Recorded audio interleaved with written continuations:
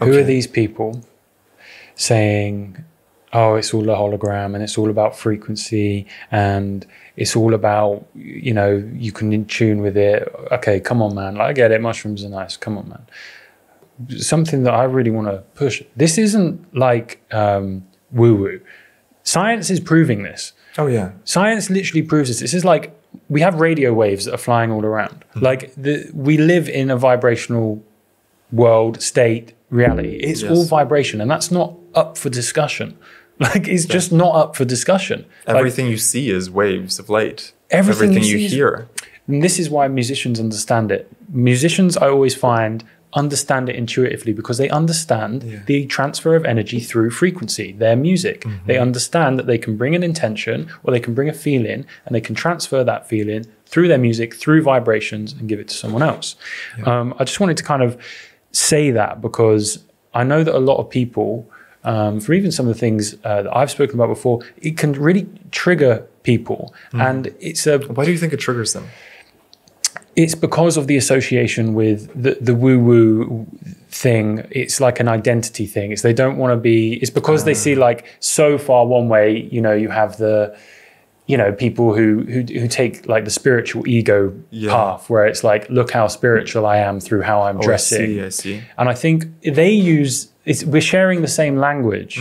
So when you share that language with someone, the loudest people are the ones who are, you know, doing interesting things and hey, whatever, I might be completely wrong. That might be the answer. I don't know. But I think they're the loudest. So when they hear the same language and they hear the same terminology, it's all frequency and all this, it triggers them and they associate it with that. And if they buy into it, their ego, or they don't allow themselves to enter it because they think that they're going to be entering into that world. This is actually why I recommend Neville to a lot of people, because he actually never uses the word frequency. It's something that I use because I really resonate with it from mushrooms. He never uses the word manifestation. He never uses the word frequency. I don't think he's ever used the word vibration. His language, he's just such a unique writer. And the 1900s, you know, when they wrote books in that time, the language is more direct. There's less fluff. Yeah. So I feel like anyone who has a problem with The Secret or Law of Attraction, go to the source, go to Neville. I mean, he's not, there's obviously a source beyond the source, like the Emerald Tablet, I'm sure talked about this thousands of years ago. But go to an earlier version of this truth through Neville, through Emmett Fox, who's another great teacher, and read their writings and see if that resonates with you. The other thing that Neville always says is he says, test it. Don't believe me. Test it for yourself. Go to sleep at night. Imagine a simple thing that your friend says about you behind your back. A thing that is good. Okay, good. Have you heard that Tom, my God, his business is just exploding. And you just hear it mentally, not even visualizing. You're just imagining the audio of a friend you know talking to someone else about you, about your success. See what happens. Repeat that for a week. See what happens. I'm going to do it tonight, bro. But mate, I think that's such amazing wisdom. And you're so right. People can access Neville's teachings and not be triggered in that way. What are the core teachings that you feel so inspired to bring out? What are the core teachings that have really resonated with you? What's got a hold of you? What is it you really want to share in terms of manifestation or reality creation? Why is that important for people to know? Well, you're living in a reality. We don't know what this is. No one can say what is the actual true nature of reality. It could be a hologram, could be a simulation, could be something else.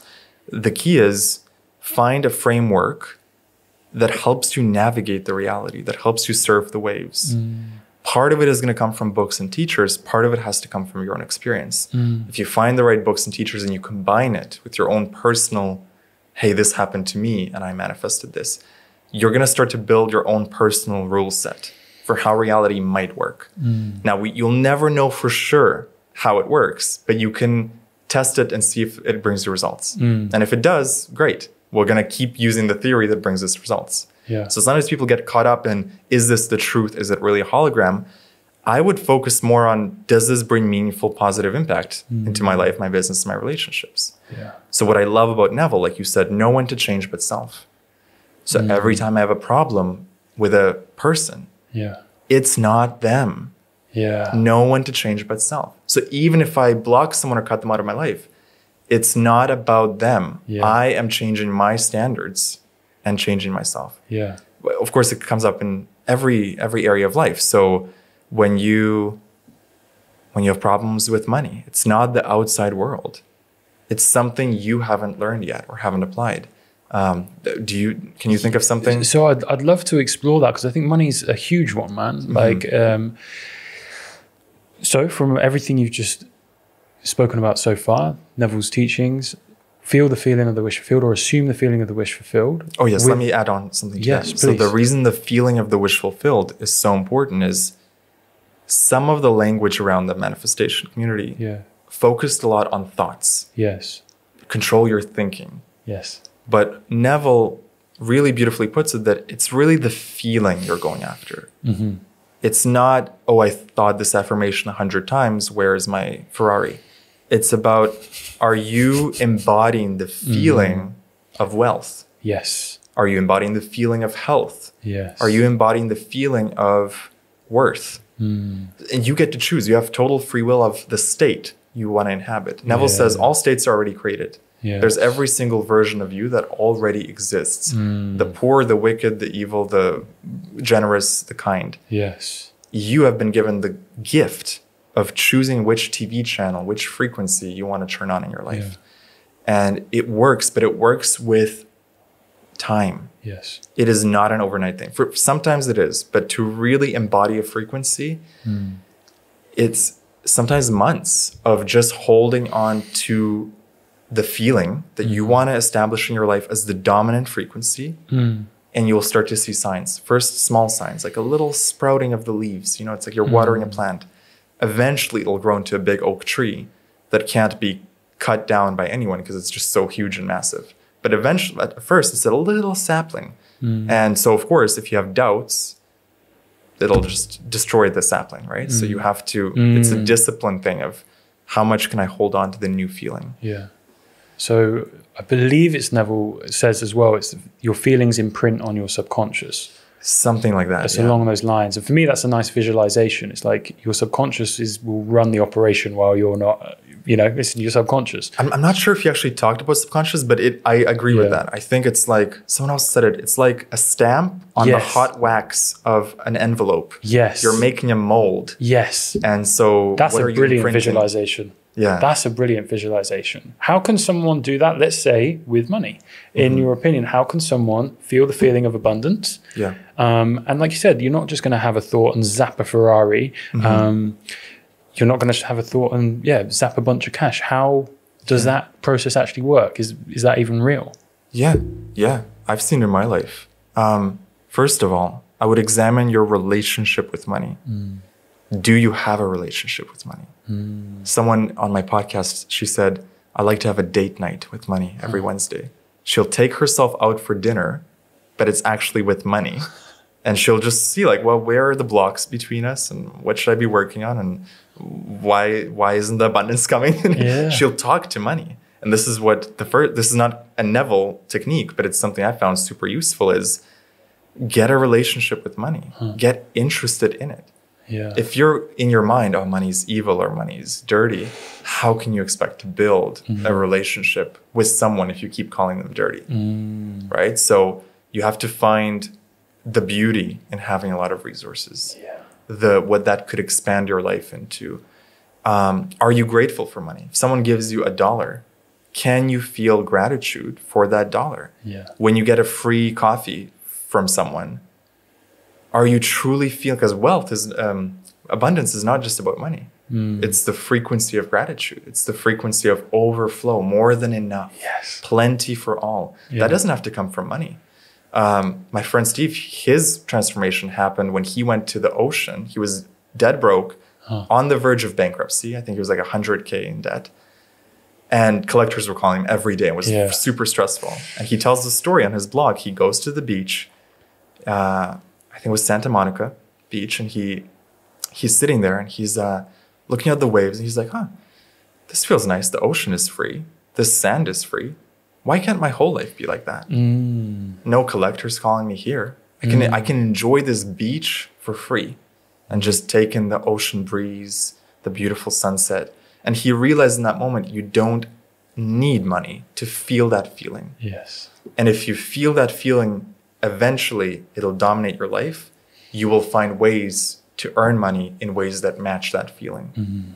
So you'll bring that feeling of freedom, expansiveness, abundance, gratitude for what is. Yes. You can't get from there to here, I'll be grateful when I get there. That doesn't work. Another story I read from someone, she said, manifestation worked for me when I was living in a trailer with holes in the ground and rats coming in.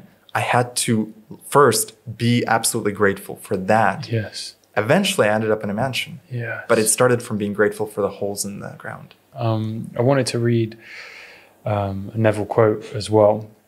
One that I love what you said so much, and it's finding it in that present moment now. You want to feel more abundance? It's here. If you can't find it here, you cannot find it anywhere else. The flame, you can build a bonfire, but the little tiny flame, you've got to spark it here. Yes. And you can't wait for the universe to spark it. You've got to spark it. You've got to sit with yourself and say, what am I grateful for? Yes. Nothing. Okay. There must be something. Yes. I'm grateful for the air. Okay. That's a start. Yeah. I'm grateful for a cup of coffee. Yeah. Can you appreciate a cup of coffee? Yes. For 5 minutes, savoring the aromas. Yes. The people that had to pick the beans, that had to travel all the way around the world to get to you, the people that prepared it, the oat milk that was harvested. There is so much abundance in that cup of coffee that you can see if you just look. Oh, man. That's beautiful, man. That's such a beautiful perspective. Yeah. I hope, challenge anyone who's listening. Next cup of coffee. Yes. You have. I learned that from Ibrahim. We were having dinner once, and he's like, every time I pray for the food, I'm thinking about every single person that had to contribute to this piece of meat or the salad or the eggs. And the list is, you can actually never thank all the people because it just goes back so far. The people who planted the crops and the years ago tilled the earth and everything. I mean, it's just endless. I think so people can buy into this and they can experience this, and sometimes they come across these blocks. And there's a teaching from Neville that I wanted to get your perspective of, and how people can bring this into the manifestations. And this is some of Neville's work that I think maybe isn't always touched upon, but I think it's crucial to understanding the core of it, from my understanding. So this is directly from Neville. Your desire to be fulfilled is directly proportionate to the naturalness of your feeling of already being that which you want to be, of already having what you desire. The fact that it does not feel natural to you to be what you imagine yourself to be is the secret to your failure. Regardless of your desire, regardless of how faithfully and intelligently you follow the law, if you do not feel natural about what it is you want to be, you will not be it. 100%. The secret to your failure. The secret to your failure, That's not how people usually talk. This is what I mean. Neville, the way he channels this is incredible. Okay, so naturalness. Super glad you brought this up. Think about everything in your life you already feel natural about that comes easy to you, and you will see the secret of creation. So we live in Bali. It's natural to us. Yes. We We don't wake up every day going, oh my God, can you believe we get to go to the beach today and we live by the ocean? We're grateful, but it just feels natural. It's like, this is the frequency I'm on. If it didn't feel natural, the energy, we would be kicked out of Bali energetically. We could not stay in this energy. You see it with social circles too. You go to this epic mastermind, high level people. They raise your energy for 3 days. If you cannot maintain the naturalness of that, of hanging around the millionaires and the billionaires in that mastermind, you're going to end up going to your comfort level, which is hanging out with your current friends. So it's everything. And so Neville says, the reason you do the visualization in the first place and you repeat it every night, the scene, you imagine the scene, is to imprint that natural feeling. Yes. Like this is part of my life. So a really great way is just to look at what you've already manifested. What comes easy to you? For example, the city you live in, or maybe a skill you have, like writing or speaking, that To you, it's just like, yeah, of course, like, or music. I've always played music. But to some other people, it would be like, oh my God, you know how to play piano, or you know how to do this, or you know how to dance. Yeah. So you look at one aspect of your life that is already working and you study it. Why is it working? What about this aspect of my life? Why is it flowing so well? And if you look at that, you will find every secret of creation in that moment. Look at what works and do more of it. I love the example that you gave of Bali, and it's almost that flipping. Oh yeah, I'm in Bali, driving around. It's sunny today. I've been doing this, but that's natural. It's and natural. Maybe people will be like, all right, good for you, mate. But that's the energy you have to approach it, because when you put the excess importance on it, excess importance, then you're going to push it further away. Yeah. So in Reality Transurfing, another beautiful book, Vadim Zeland talks a lot about excessive potential and balancing forces. When you put something on a pedestal, it kind of guarantees that you're just not ready for it. If you're like, oh, I want to live in Bali, but it's like this amazing thing. That's not the feeling you'd feel if you actually live in Bali. You would feel natural about it. You'd feel calm as a cucumber. So it's kind of counterintuitive. Because we imagine manifestation as this, oh my God, I got it. I won the lottery. It's not that. It's you exactly as you are now with all your flaws. You're not suddenly Brad Pitt. It's you with all your flaws, but just a slightly different frequency. And if you can work with that, you're going to attract so much more things than if you try to get this ideal that is not you. It's not you. You got to fall in love with who you are, all your flaws and warts and all, and then just upgrade the frequency on whichever area you want to work on. And do it one area at a time. It's just easier that way. That is going to change so many people's lives. I hope so. That's amazing, brother. Read Neville. Read Neville.